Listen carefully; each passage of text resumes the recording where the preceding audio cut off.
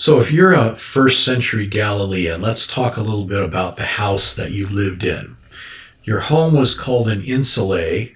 It was sort of a compound, and they were built right up next to each other. So you shared a wall with your neighbors. And most of your living got done in the courtyard because it's a hot climate and the rooms are dark and stuffy. So if you imagine your house has a 10-foot stone wall, you're doing your living in the open air, and right over the wall is another courtyard with another family living in the open air. Everybody knew everybody else's business because you could hear everything that was going on. So it's very different than the single family American dwelling where we have all this privacy. And the ancients did not have an expectation of privacy. Privacy was not a thing. So for instance, if guests came to your house or you hosted a traveler, instead of having them sleep in your own room, you would send a family member in to sleep in the same room with them because it was sort of insulting for someone to sleep alone. Another fun little foible is they were kind of scared of the dark, so they kept a lamp burning all night long while they were asleep. And you can see that in Proverbs where it talks about the good woman, her lamp never goes out at night. That's why they wanted a lamp all night long.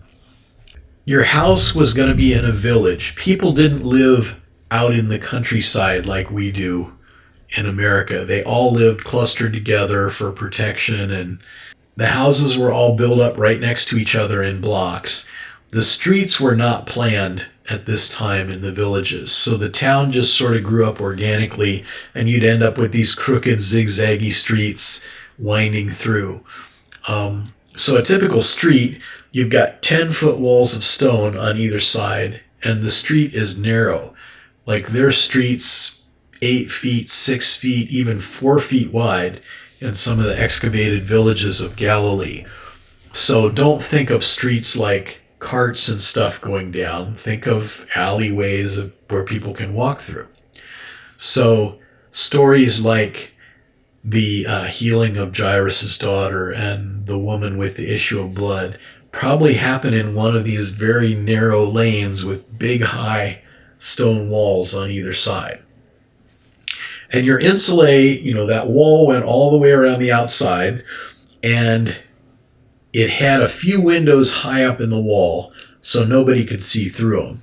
Your windows didn't have glass on them. They were just a square hole, less than a foot, so nobody could squeeze through them for security. So all the light that came into the rooms was from these little tiny windows.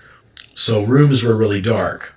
And it was even worse in the villages down by the Jordan and the Sea of Galilee, because there the houses were made out of the local stone, which was these black basalt boulders. So think of a room with black stone walls and little tiny windows, and you'll get an idea how claustrophobic it was. Another thing about houses is rooms were small because the size of a room was determined by the beam you could get across the roof, and wood is really scarce. So rooms were 8 feet wide or something like that.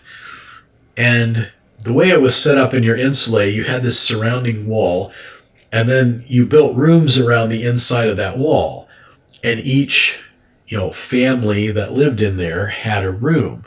So for instance, when a son would get married, he would go and bring his bride back to a room that he had built in the insulae. And traditionally the room wasn't finished that the son was building for his bride to be. It wasn't finished until the father said it was done. And then the bride who had he spent a year building the house during the betrothment. She spent a year weaving, clothes and mats and that kind of thing for the home. So when the father finally says, okay, you're ready, then the son could go get, his bride, and they'd come live there. So when Jesus talks about the second coming, he uses that imagery. I don't know the day and the hour, only the Father knows. That's him referring to this custom of the father having to sign off on the room being built before he could go and get the bride.